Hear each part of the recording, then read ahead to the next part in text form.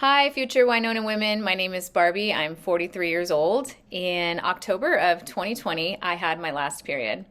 I was 41. I went to my gynecologist and she did the blood work to show that my hormone levels were low enough to put me in menopause. Put me on some hormones. Those hormones made me feel absolutely crazy. Went back to the doctor and she just was kind of like, it is what it is. This is what people go through. Well, I didn't accept that, stopped taking the hormones that made me crazy, and got online to try to advocate for my own health. I found Winona. I started the cream and the DHEA, take the cream at night and the DHEA in the morning, and I've been on it for about 90 days now. It's reduced my hot flashes and my night sweats and made me feel more like myself again, which is huge.